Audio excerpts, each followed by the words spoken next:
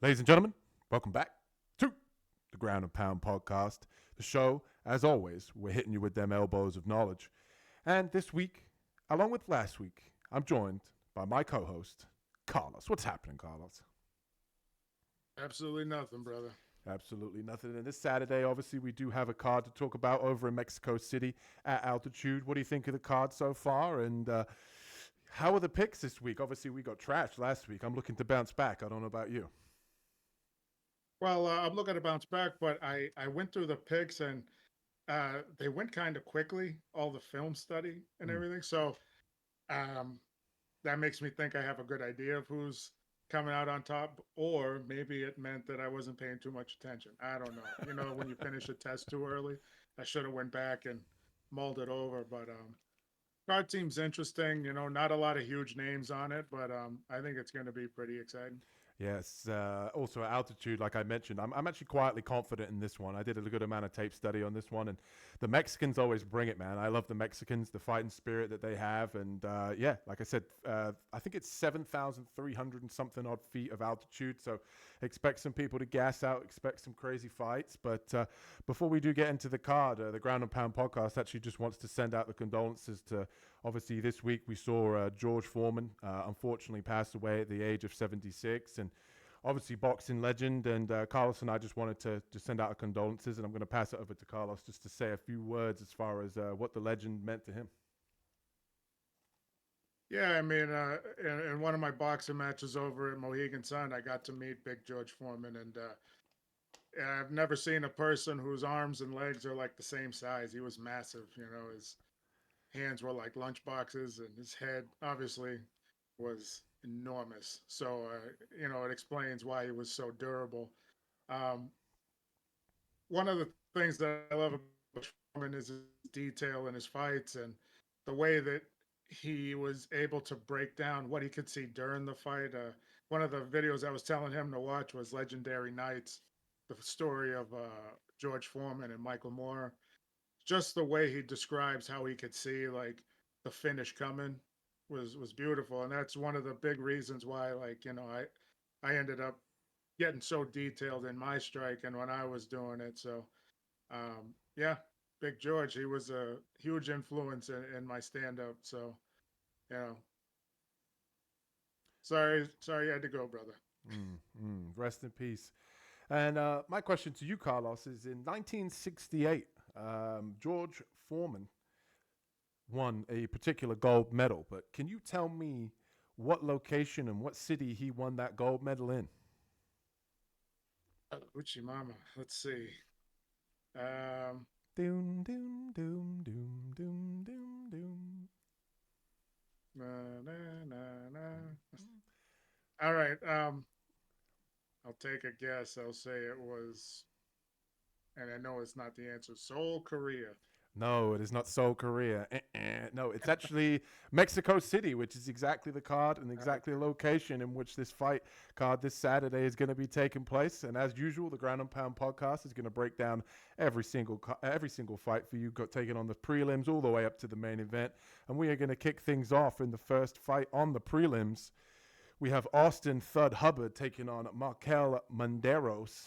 And I'm going to pass this one over to you, Carlos. We've got Mederos making his UFC. I was going to say UFC debut, but he's actually made his UFC debut. But taking this fight on a little bit short notice. Austin Hubbard was supposed to already be on the card. How do you see this matchup, and who are you picking in this one? Well, that kind of plays against who I was picking in this, but you know, I'm still gonna go with them. I'm gonna go with the youth, even though you know it's really not that big of a difference. And I'm just assuming he's new and he's a little hungrier than Austin Hubbard, and the pace that he pushes is just a little bit more. Not that Austin Hubbard doesn't come forward. I mean, he only he only has one speed, and that one speed just goes forward in that direction. And I just think that Mederos could probably okay. So Mederos is not, you know, his striking. It looks great, but doesn't look as effective sometimes, and it just makes me wonder like how hard he actually hits. Mm. Um, Mederos didn't seem super impressive, but it just seems like he's a solid, fighter. Probably not going to be a superstar or champion, but solid. Austin Hubbard, he tends to be like just a rung below him when it comes to ability. And the fact that he will just come forward, whether he's hurt or not, that kind of plays into the favor of Mederos. At least that's how I see it. Um, I think he's better than Hubbard. He's on the right side of 30. Obviously, said that, so that's who I'm taking is Mederos. Yeah, I can't disagree with anything that you said. Mederos is training over at Factory X, and he is coming in, like I said, on somewhat short notice for this fight. But his cardio did look good. UFC debut when he fought against Landon Quinones. And the thing I noticed in that fight was I don't actually think that Mederos beat Quinones. I actually thought Quinones won that fight, and Quinones isn't a particularly good fighter himself. 0-2 in the UFC, not UFC level, and they had moments when he was getting tagged by Quinones, so I didn't really like the look of that. And like I said, I thought personally that Mederos didn't win that fight. Now, you take that a year on from there, you haven't seen Mederos fight, so maybe he comes out looking fantastic. He's shown improvements. Only 28 years old, but I'm actually going to go with Austin Hubbard in this one. Austin Hubbard was supposed to be on this fight card, stepping in to fight, I believe it was Daniel Zellhuber, but he pulled out. He didn't want any part of the Thud Hubbard, man. I mean, Hubbard trains over at altitude, so obviously prepared for this card. Not that I think Mederos' cardio is going to be an issue, but Thud Hubbard, man, let me tell you, like, I was impressed with his performance against Alex Hernandez, and you can say whatever you want about Alex Hernandez, but he arguably could have won that fight at altitude, and I like the way he throws teeps up the middle. I like the fact that he mixes in wrestling, even if he doesn't necessarily get fights to the ground. It just gives his opponent something to think about. In most cases, I like the fact that he's constantly pressuring. He has a pretty solid chin, and like I see on the record, Quinones is 9-1, doesn't necessarily have that greater level of competition. With Austin Hubbard, he's got double the fights. So in terms of experience, I think that's going to play a factor. And Austin Hubbard, you don't have to wait long, people. Dog of the week. Austin Hubbard is going to be my dog of the week this week. I think he just puts it on him, pressure him. I just wasn't that impressed with Mederos when I watched tape on him. And sure, the youngster could come out here and prove me wrong. And Austin Hubbard isn't necessarily a world beater, but I just personally believe that the fact that this is at altitude and he's taking this on short notice is a recipe for disaster. And we know one thing about Hubbard, he doesn't slow down. So if he gets takedowns, I think it helps. If he attacks the body, I think it's going to be a good game plan. And yeah, I'm going with Hubbard, dog of the week. If you guys want to sit this one out, I understand, because it is, Austin Hubbard, 33 years old, et cetera, et cetera. I understand, but I'm going with him this week, dog of the week, to get it done. I don't want to change my pick, but the thing that basically what's making me take Mederos is the fact that I think he's young and he's willing to mix it up. Hubbard, I just felt no matter what, he's going to come forward, and that just might play into Mederos being able to clip him with something on the way in. I just don't think Mederos could hurt him. Listen to you say that, I'm going to tell the people I would most likely go Austin Hubbard, but just being stubborn, I'm going to stay with my pick because I didn't know all that short notice stuff. So I'll be honest with you. This is one that I'm sticking with. This is one I will say that I was a little bit torn on, because you can never feel super confident about a guy like Austin Hubbard, but I just believe that if the Austin Hubbard that shows up that fought Alex Hernandez, he'll beat Mederos, because like even Carlos said, Mederos didn't look that impressive, and I even wrote in my notes, he's not tested and he didn't look that impressive in his debut or on Contender Series. And the thing with Austin Hubbard is, he's got a contract that he's got to keep. He's trying to keep a job, and like I said, altitude's not a factor for him because he always trains over in Denver. So, yeah, like I said, I think realistically, I think Hubbard should either be the favorite or it should be a pick'em. So the fact that I'm getting Austin Hubbard at dog money, I like it. But like I said, if you want to sit this one out this week, scared money don't make money. And next up, we have Gabriel Miranda taking on Jamall Emmers. Battle of the 35-year-olds, Carlos. As you would say, the wrong side of 30. But who do you have in this matchup? So I went with Jamall Emmers, and the reason being is like Miranda hasn't really he hasn't really done anything in the UFC yet, and he's struggling. But the more you look at it, so is Emmers. Emmers will go win one, lose one, win one, lose one, Hmm. and then Miranda, I think he's only had 3 fights, or yeah, Yeah. 3 fights, Yeah. and he's 1-2, so he hasn't had the chance to go win one, lose one yet. This might be his win one, and he might get back on track. I just know that going to the ground favors Miranda a lot more. Not that Emmers doesn't have a ground game. Like, I'm sure he's very solid with it. He's a professional, but I feel like that's Miranda's bread and butter. The problem is stand up wise, his stance and everything looks formidable, but then when he actually swings, and you know, his kicking is his best attribute on the feet, but he doesn't really use it often. Um, Emmers, it sucks because uh, he leaves a wide opening when he's throwing his straights. So I don't know how to explain it, but it's like the bow and arrow motion. Mm. He'll One arm will go by his ear and the other one will go straight out. So that leaves an opening for Miranda if he can exploit that. I don't think he's going to. So come on, Emmers, let's pull it out. Yeah, I'm going to join you on the Emmers train. To be honest with you, though, I'm not very confident in this matchup. We've seen in the past with Emmers that, when he fought Pat Sabatini, that he rocked Pat Sabatini and decided, hey, I'm just going to jump on the ground with this guy. And Miranda is also a dangerous grappler. And that's not to say that I think that Miranda is on the same level as Pat Sabatini when it comes to leg locks and submissions. But that's where Miranda's bread is buttered. He likes to be on the ground. He's not necessarily a butt scooter. Someone like Ryan Hall. That's not the only thing that he can actually do. In his last fight, Miranda showed a decent level of stand-up.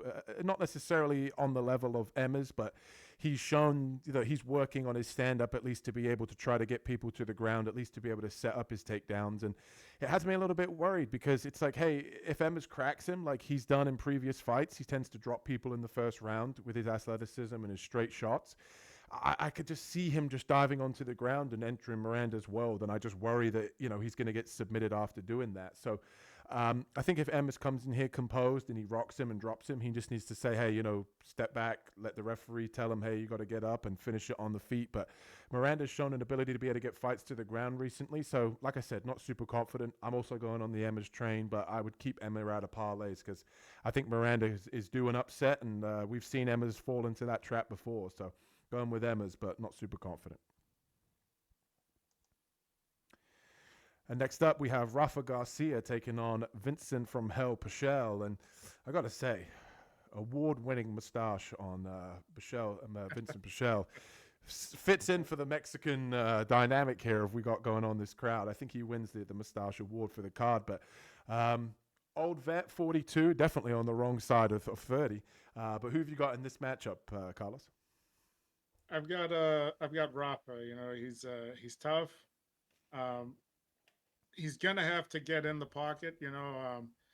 His reach isn't that big of a difference, but having to punch up with the height difference, it's gonna make it difficult for him to get inside. Um, he's gonna have to get in and punish Pichel like on the feet. Rafa's actually pretty smart on how he comes in on guys a little bit taller, a little bit longer, so that's not too bad. At 42, Pichel is still pretty durable. You know, the thing is, no matter what happens, like I think most of this is going to be in Rafa's favor because if you hurt Pichel, he comes forward. He's like he not zombie mode really, but you can take him out in that way. And if he's winning, he comes forward. So it still plays into Rafa's wheelhouse. Uh, there's really not a lot of smarts that go into how Pichel actually fights. He's just, I'm going to come at you. If you can handle the pressure, then that's good for you. If you can't, I'm going to overwhelm you. So that's why I favor Rafa in this one. Um, if it's not one and done, I think Rafa's probably going to get the decision, but I don't think Pichel's going to go out with one shot. Yeah, I have to agree. There's one thing we know about Pichel. Pichel, is that how you say it? Pichel. I Um, think so. Yeah. yeah, he's the king of durability. The guy is very, very tough, and at 42 years of age, he's not necessarily had the tread on the tires that you would think of most 42-year-olds. He's had a few injuries, a few layoffs, so obviously he's not necessarily built up a whole ton of damage. And we've seen a new improved Rafa Garcia. The guy can really push a pace. He's gone over and trained at altitude, I believe, over in Denver, even though he lives in California. So he's making the adjustments. And I remember him saying 2 fights ago that he's basically been able to move a lot quicker. His cardio feels better. And we know that he likes to wrestle. We know he throws the overhands, and his striking's improving. He can throw up a ton of volume. And I'm with Carlos on this one. I feel fairly good about Rafa. I just think that Pichel, to be honest with you, he's somebody, when I watch him fight, that he does look very, very slow on the feet. He looks very hittable. Still very durable, like I said, but usually when people are durable, it's because you see them get hit a lot. That's how you know they're durable. Rafa, again, Mexican crowd as well, just to go to Conspiracy Corner. If Rafa throws a ton of volume and Pichel eats it and he ends up taking over the fight due to the fact that Rafa gets tired of punching himself out, I still think the Mexican's going to get it done on the judges' scorecards, for Conspiracy Corner. I like Rafa in this one. I like him big. I think he's going to go in some parlays this week. And as much as I do like the mustache of Pichel, unfortunately, I got to go against him here. And next up, we have Juliana Polastri taking on Lupita Godinez, and the only women's fight on the card. And this one, to me, it's a pretty simple breakdown for me. I was actually pretty impressed with Julia Polostri's stand-up, Muay Thai style. She throws everything hard. She likes knees in the clinch. She loves the elbows as well. The only thing I would say about her is that the win and the fight that I saw her get over McKenna's not really UFC level to me. She's just not really that good.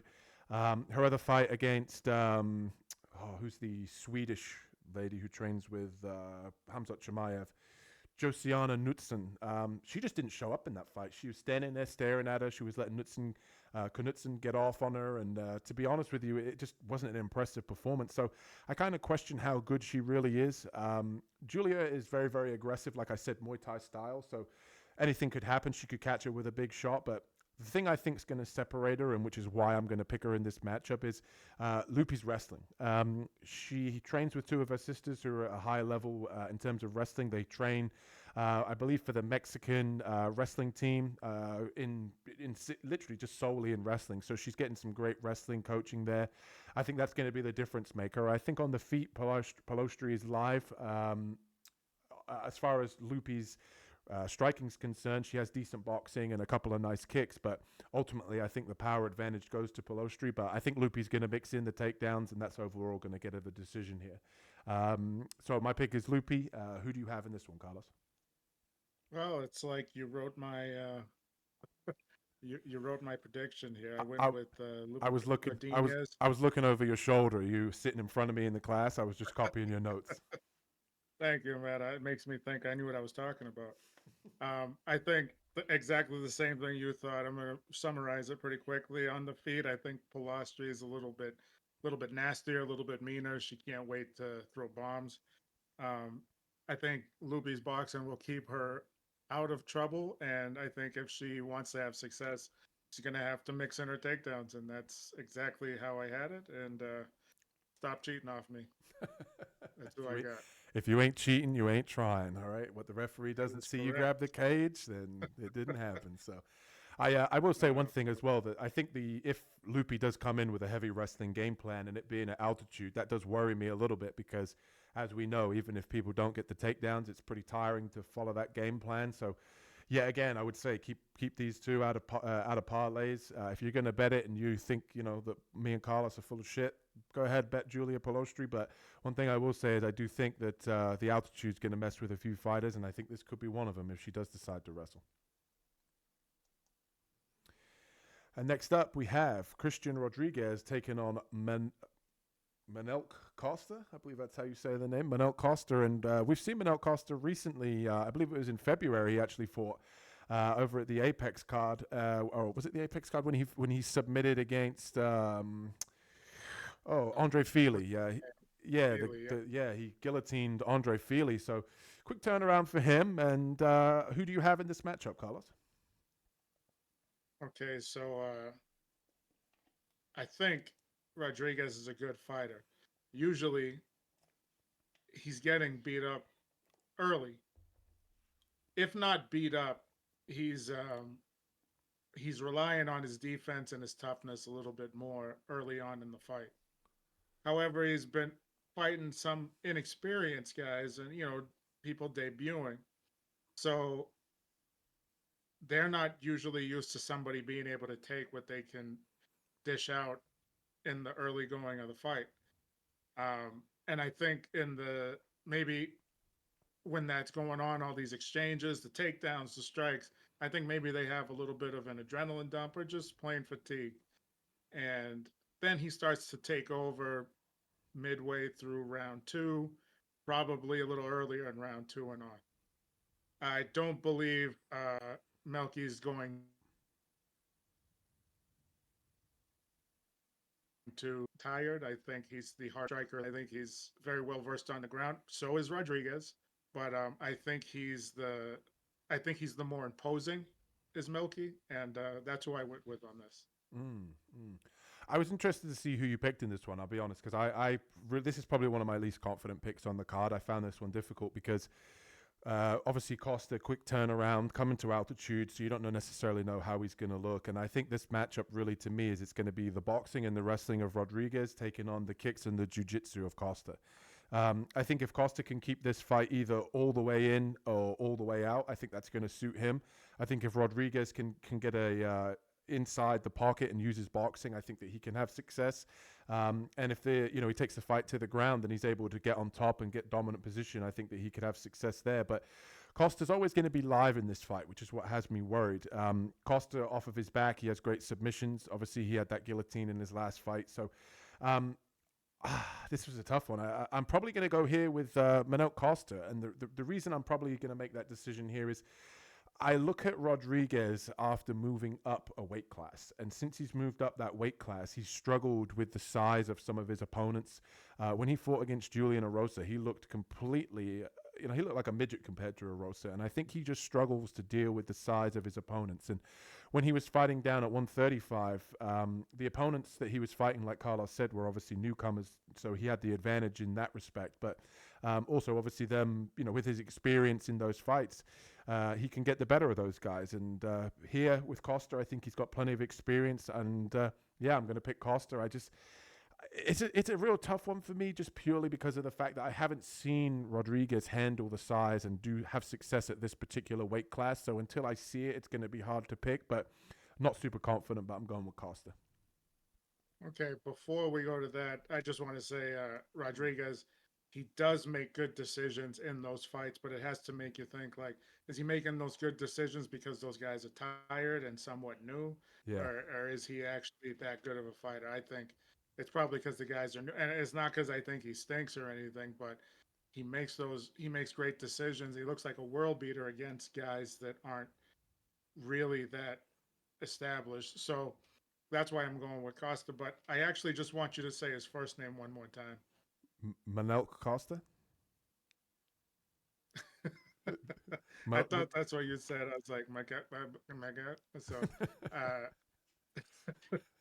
I'm not 100% sure. Is it?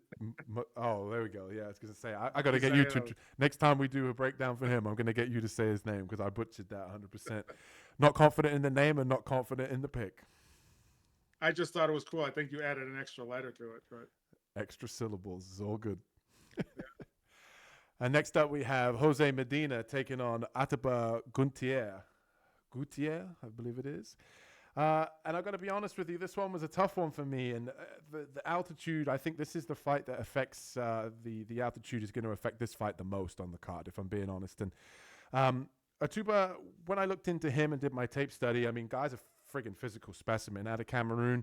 I can't believe this guy's 22 years old. The guy is absolutely huge for the weight class in terms of being jacked and 81-inch reach, as you guys can see on the screen, 6'4". The guy is, like I said, a physical specimen. And when I did my tape study on this guy, the thing that I found interesting was he got asked to box for the Cameroonian Olympic boxing team and turned it down because he said he was dedicated to MMA.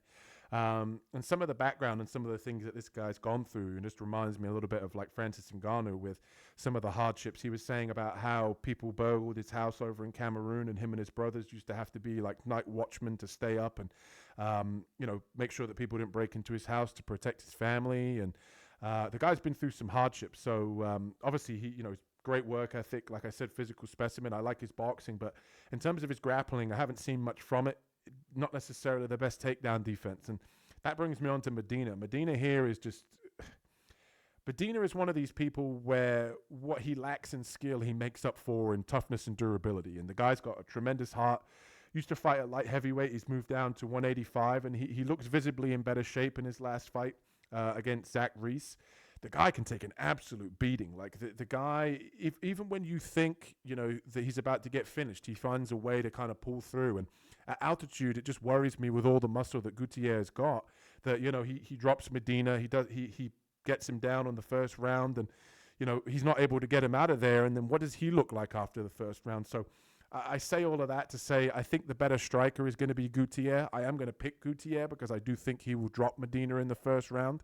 But don't be surprised if Medina manages to pull off the upset here by outlasting him in the first round, and Gautier gets tired and Medina takes over from there, because this guy Medina, he can take one hell of a punch. But I am going to go with Gautier ultimately. But this one was a tough one for me, and the odds are far too wide on this one. So if you see Gautier getting tired after the first round, you might want to throw a couple bucks on Medina on a live bet. I think you'll get a good number there as an underdog. But who do you have in this one, Carlos?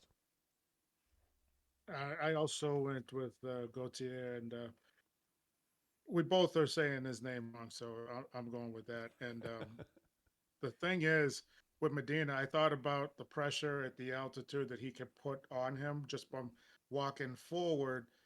So I was pretty happy that I saw that Gautier had a 5-round fight, because a lot of his fights were finishes, except for actually two fights. No, except I think it was one fight went 5 rounds, and he lost that fight. And the reason I was just happy to see that was because the way he looked after 5 rounds of a hard fight, he wasn't in bad shape. He wasn't breathing too heavy. Obviously, I don't know the altitude of where they fought, but I think that'll also hold up. And I also feel that he doesn't necessarily have to push the pace of this fight.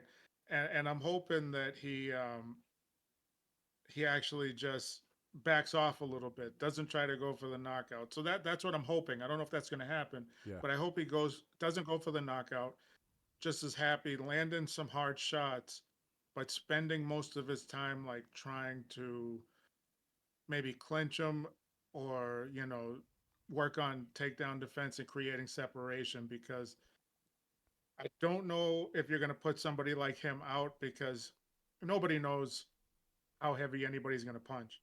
So you can come in saying, I'm going to knock out Medina, and then this guy is just like a human bobblehead. You hit him, and he just stands there smiling. So I think it'd be best for Gautier just to land and move. Yeah. Don't throw anything heavy. But I'm not in his corner, but I'm still going to take him, and hopefully he drops him and gets him out of there. And not that I'm a hater or anything, but hopefully drops him out of the UFC as well. What the hell is this guy doing there? Yeah. Dana actually said, I believe, that he gave him a contract down to his durability. So that just tells me, hey, I'm giving you people that are just going to beat you up, and I don't necessarily think that you're very skilled. And I actually wrote, I wanted to tell you this, I wrote in my notes, I don't know if anybody's ever seen those big inflatables that you get like the WWE, like the Hulk Hogan, Brock Lesnar. And when you're a kid, you punch them and they fall down and then they pop right back up, like, and you just keep hitting them. You can't. That's pretty much, if you ever want to see a fighting style, that's what Jose Medina is. He's one of those. You just can't get him down. And another thing I just wanted to add before we move on as well is Gautier actually trains and lives over in Manchester, England now. So I don't want people to think he trains out of Cameroon. He actually trains over at Manchester Top Team. And you have to think that gym, which you've got the likes of Thad Jean, I believe it is, and Dakota Ditchever, you've got to think that people over there, that they're going to be training his takedown defense. They're going to tell him, exactly what Carlos was saying, hold back, the fights at altitude. They're going to come up hopefully with a good game plan. Hopefully he sticks to that, but it's a respectable gym. You'd like to think that they have a respectable game plan for the gentleman coming in. Next up, we have CJ Vergara taking on Edgar Cháirez. And I'm going to pass this one over to you, Carlos. Who do you have in this one? So Vergara has lost to fighters that you would expect him to lose to, like Temerov, Amabayev. What's that guy's name? Tatsuro Taira. Yep. You know, and, and, and Cháirez is tough. Okay, he's a tough guy, but he's lost to pretty much the same guys that Vergara's lost to as well. And with that said, I just think that Cháirez is a little bit grittier than Vergara. Vergara's tough. You hit him, he's going to get back up. He's going to, try to come after you. But I just think that the harder shots are going to come from Cháirez.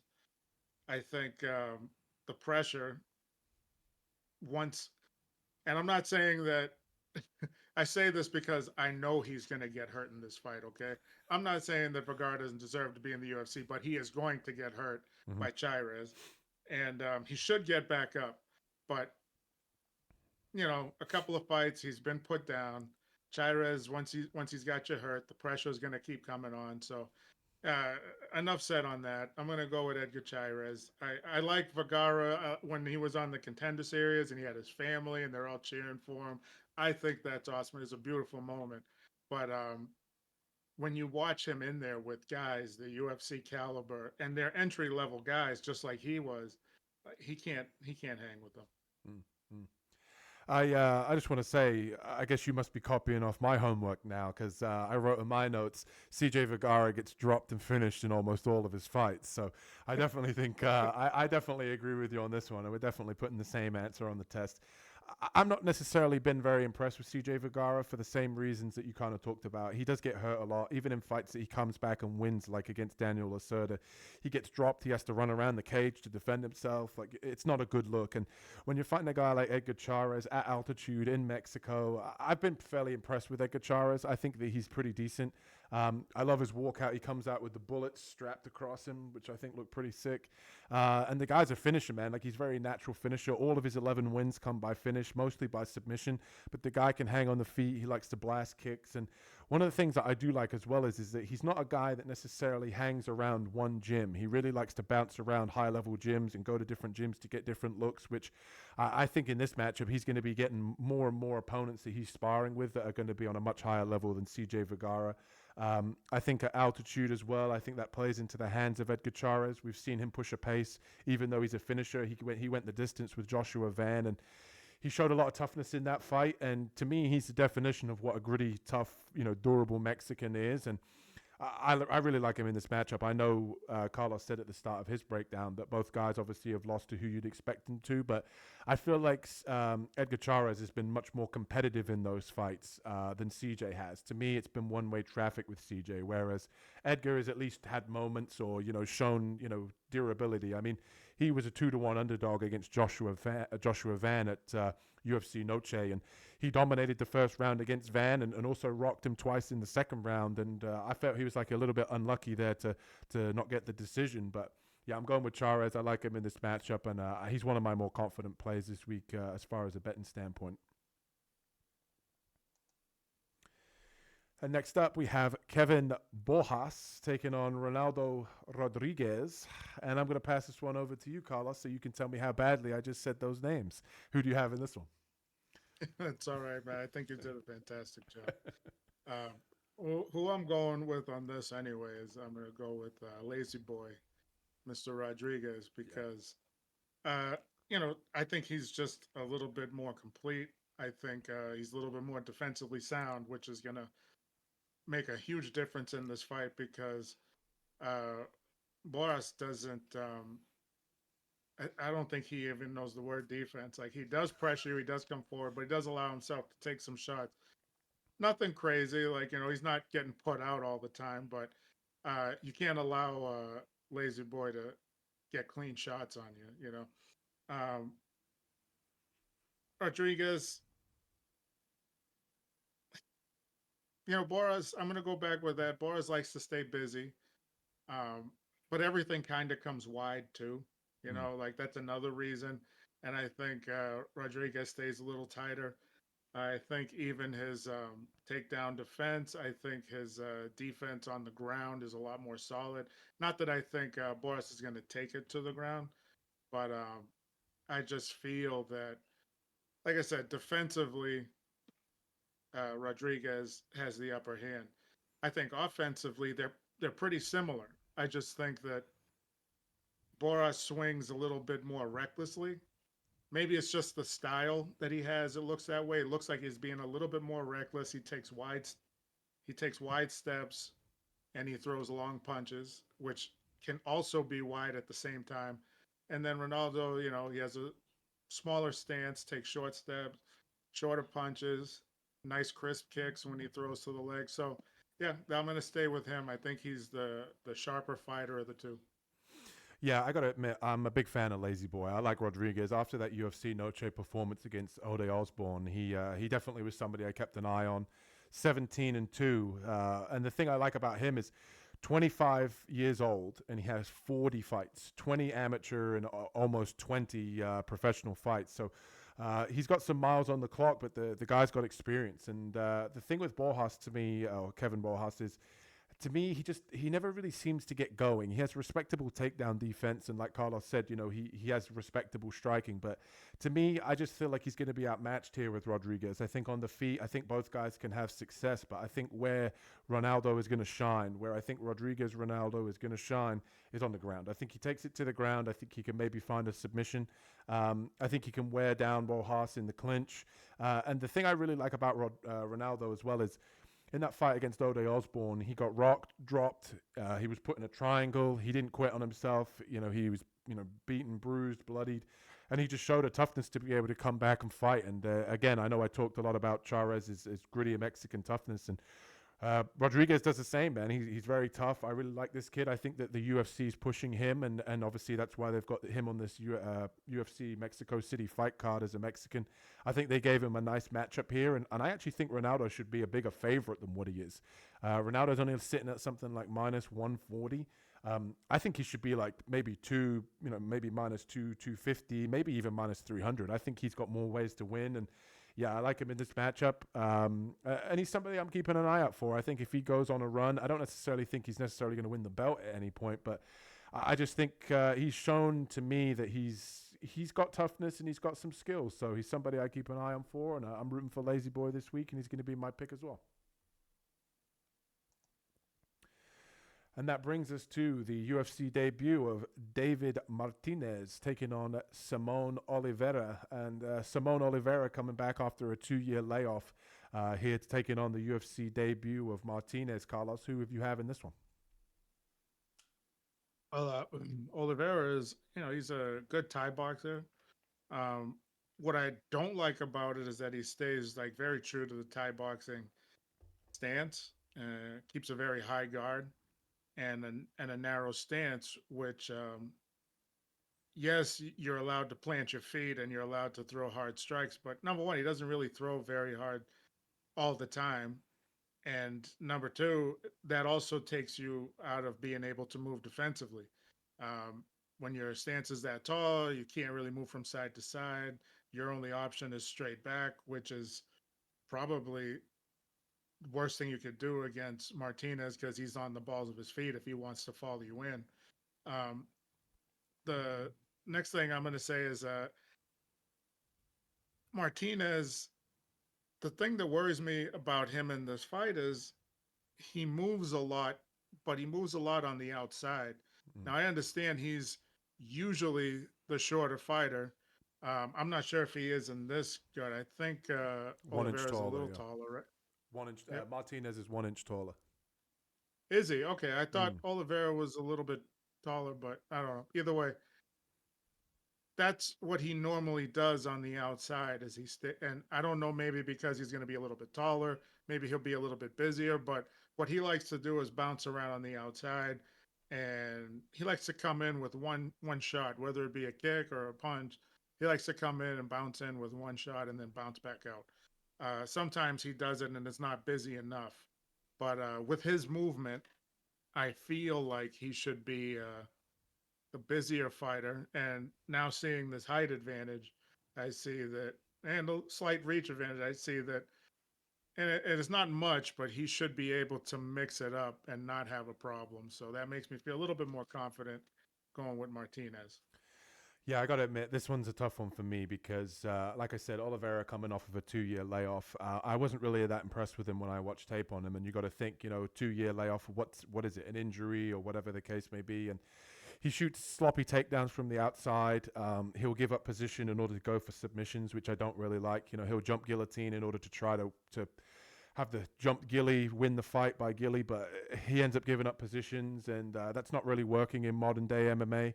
The thing I also don't like as well, he's 0-2 in the UFC, so could be fighting for his job here. And after that layoff, it's you got to think altitude as well.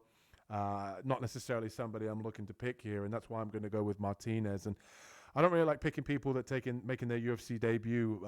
Martinez likes to throw the calf kick, and like Carlos said, he likes to fight on the outside. But it's really hard for me to get behind a UFC debut person, just purely because you never know what they're going to look like on the big stage. But Martinez has decent kicks, and I just think that's going to be enough. I've not really been impressed by Oliveira, and to be perfectly honest with you, he's pretty flat-footed, and like Carlos said, he likes to kind of use that Thai boxing and get in the clinch, but I don't think he's going to be able to catch Martinez. I think the footwork and the movement is going to be the telling sign in this fight, and I think Martinez is going to have all the advantages with that movement. And I just think Martinez is going to be quicker, so I'm going to go with Martinez in this matchup to get it done. And next up, we have Vincent Morales taking on Raul Rojas Jr. I believe the noise or the sound effect is choo-wee-wee. And who do you have in this matchup? Well, Vince this is his second run in the UFC, and it hasn't been going very good for him. He's had success in Ryzen, he's had success in Bellator, and I don't understand what it is about. Maybe it's just the level of fighter that he's getting in the UFC. There's something off. I just don't know what it is. When you watch him fight in those other organizations, he's fine. He's decent stand-up, very good on the ground. Why is he having such an issue? His wrestling's pretty decent. Which, I say that, and I'm going to go with Rosas Jr. because he's pressure to get you to the ground. And the only way that I could see Morales being in this fight is if he can keep it standing. And he can keep it standing if he works that. But he's going to have to work at it a lot because Rosas in his last 2 fights has been pretty decent with masking some takedowns with strikes. And it's not like pretty, but it's a little better than just rushing in, and getting it. He's going to be able to control him pretty good on the ground. Rosas has been doing that to everybody. Even Christian Rodriguez in that loss, he was dominating until he wasn't, So yeah. I don't feel he's going to have an issue. I also don't feel that he's going to have an issue with the stand-up because I think he learned a lot from that loss, and he does, as I like to say, it's cosmetic stand-up, just enough to look good for your opponent to keep you off, and then you can do whatever you need to do. And yeah, I think Rosas is probably, Morales is he's a good fighter. He's a solid fighter, but I think he's probably going to get submitted in this one. Yeah, I'm right there with you. I feel pretty confident in Rojas Jr. this week. To me, one of the things that made me instantly go off of Morales as a pick is when I watched him in his last fight against, I believe it was Elijah Smith. Elijah Smith, known as pretty much like a slick striker, not necessarily known for his grappling. Elijah Smith got like 2 takedowns pretty easy against him. And I think Carlos is right in what he's saying about Morales' wrestling, but I think it's his offensive wrestling that's the main positive of his grappling. I think his defensive wrestling isn't necessarily the best, and I think Rojas is going to be able to, like Carlos said, mix in the strikes, but then ultimately get him to the ground. And once you get him to the ground, he takes you back, he gets you in that body triangle. You're not going anywhere for the whole round. And the thing with Rojas as well is he's shown improvements from fight to fight. I feel very good about him here. I honestly just don't see anywhere outside of, Morales landing something big. which you could say about any fight, to be perfectly honest. I think Rojas Jr. gets it done. If he wants to keep it on the feet, I think he's actually the quicker striker in terms of his athleticism. And I think Raul Rosas Jr. gets it done this week. I'm on the chewy train. And next up, we have Calvin Gastelum taking on Joe Pyfer. And got to say, this one to me, it picked itself. Calvin Gastelum, not necessarily that interested in making weight anymore. He's got a whole series on YouTube, if you haven't seen it, about not making weight with Calvin Gastelum or something. So I really question where his head's at. And obviously, you got Joe Pyfer, who's coming out of that Renzo Gracie Philly gym, training over there with the likes of Sean Brady, who we saw beat up on my guy Leon Edwards last week. And this, to me, I'm going to keep this short, sweet, simple. I don't trust Calvin Gastelum.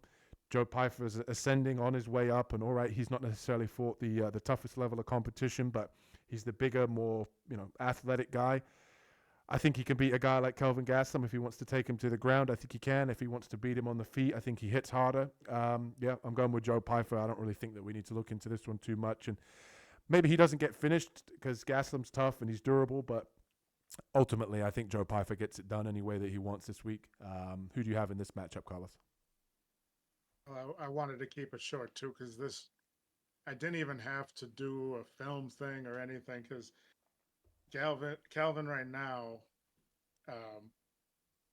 kind of looks like a picture of my father at 50 something years old. He just needs a little bit bigger of a boiler right there, just that perfectly round is what he needs. He's got the beginning stages of it right now, but this was so easy. I said, this 185. Why cut any weight at all? Just go fight at 205, Calvin. Why not? Make your way up to heavyweight. He's always losing to bigger grapplers, so Joe Pyfer.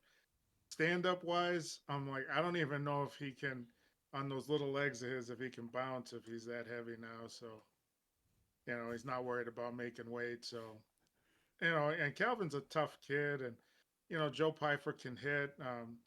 I feel that if it's on the feet, Pyfer's probably not gonna be able to catch him that well. I think Gastelum will probably get the better on the feet, but like you said, it's all about the motivation. Pyfer's the bigger grappler. He'll be able to control him easy on the ground, and I think that's where it happens, on ground and pound or submission. I do worry a little bit about the physique element of Pyfer, being a muscular guy at altitude, but you have to think, 3-round fight. He's been fighting at 5 rounds before in the past, so I don't necessarily think that's going to be an issue here. And to be perfectly honest, like I said, I mean, Joe Pyfer's young and hungry, and Calvin's just pretty much hungry at this point. So, I'm going with Pyfer as well. And that brings us to the co-main event. And if you haven't already, hit that like and subscribe button over here on the Ground and Pound podcast, breaking down all of this great MMA content for you. And that brings us to Manuel Torres taking on Drew Dober. And I'm going to pass this one to you, Carlos. Who do you have in this banger of a matchup? I like Torres because he's tough. He could hurt you or he could submit you. And what I don't like is his nickname is El Loco. And that's how he actually approaches the fight, is he comes in with kind of a crazy style, kind of frantic. Drew Dober, if he gets hit, a lot of times he's coming back and he's trying to make a run after he gets hurt. Doesn't always, but he has pulled off those victories after he's been hurt. Torres, obviously the loss to Bahamondes. Bahamondes, that's not a bad loss because, I like Bahamondes. Bahamondes has been getting better every time he gets in the cage, so I got no problem with that.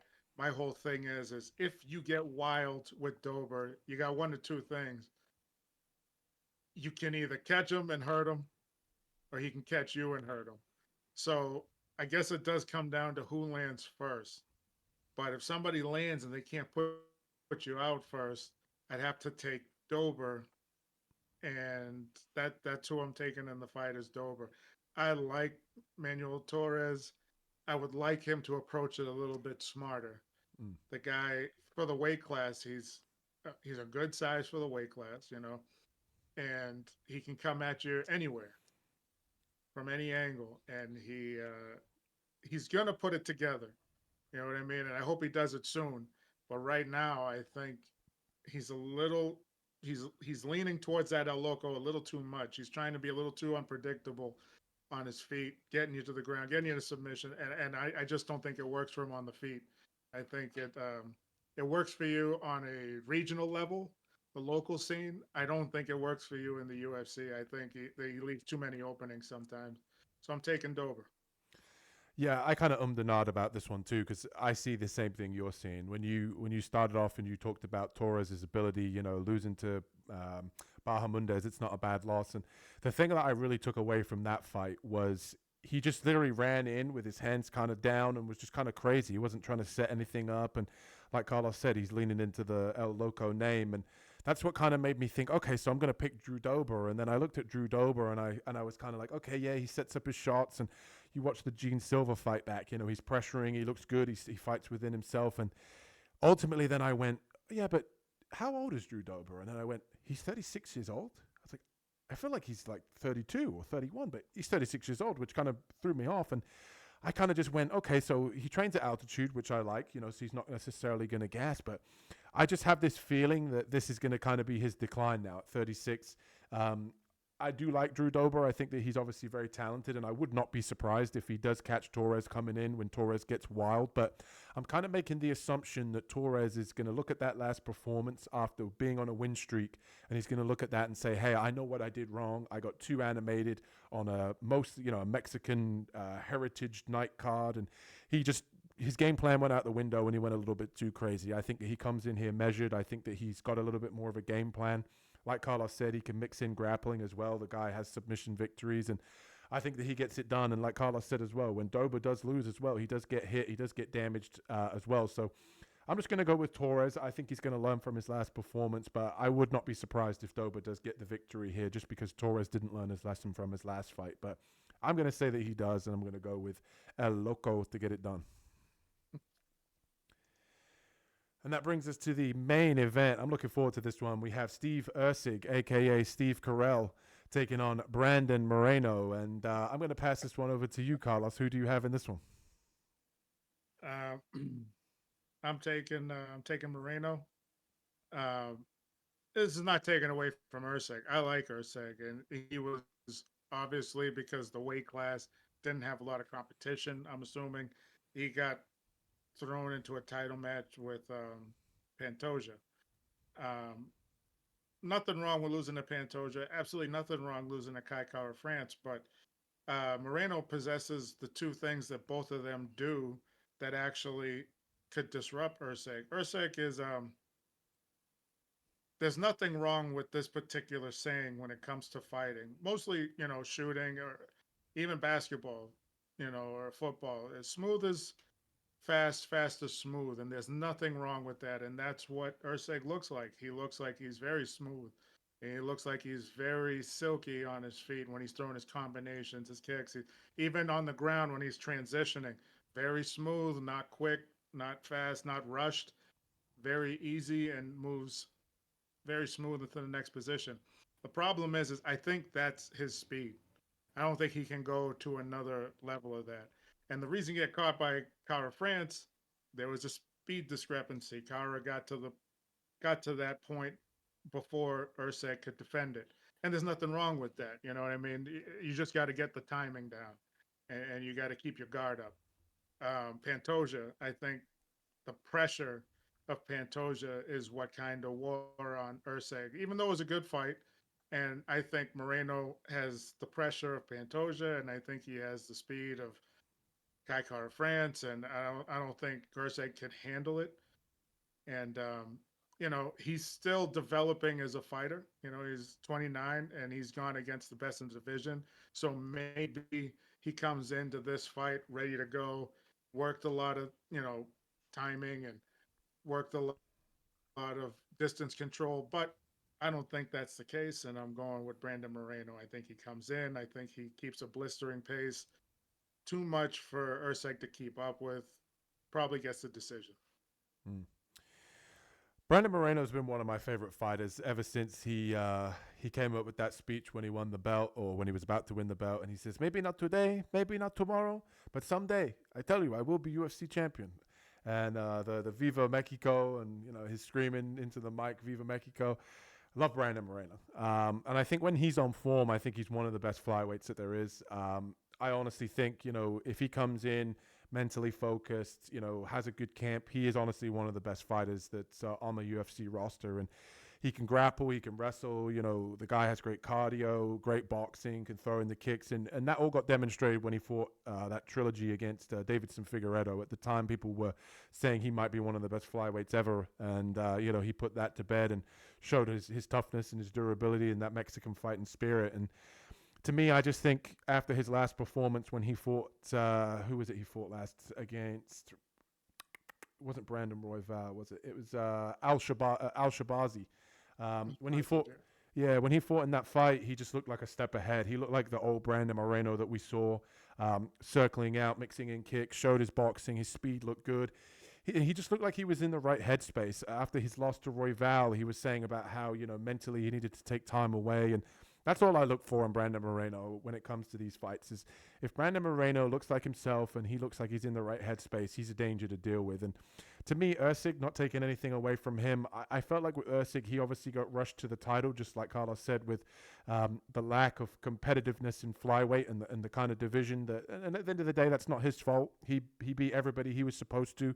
He did what he was supposed to, but I think the Kai Car-France fight that he had last, where he got put out, I think shows the weakness to me in his game, and that's that he doesn't necessarily move his head a whole lot, and the speed discrepancy. I think he's one of the slower flyweights, which is what I don't necessarily like in this matchup. I think Brandon Moreno's speed's going to be too much.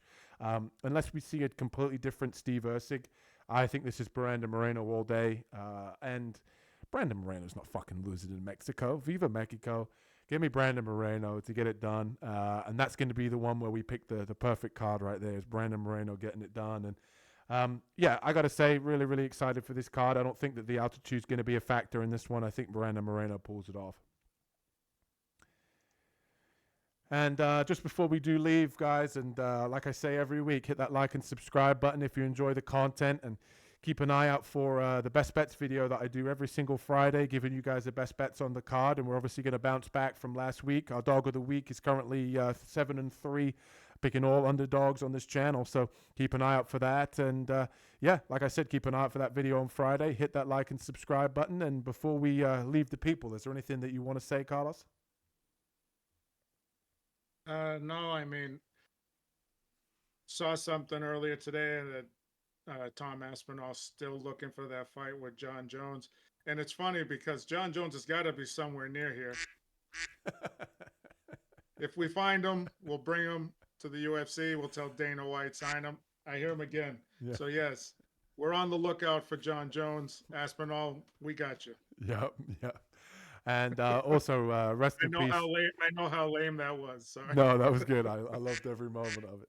And rest in peace to George Forman as well. Condolences to his family. And see you guys next week. See you guys on Friday. Peace. Peace.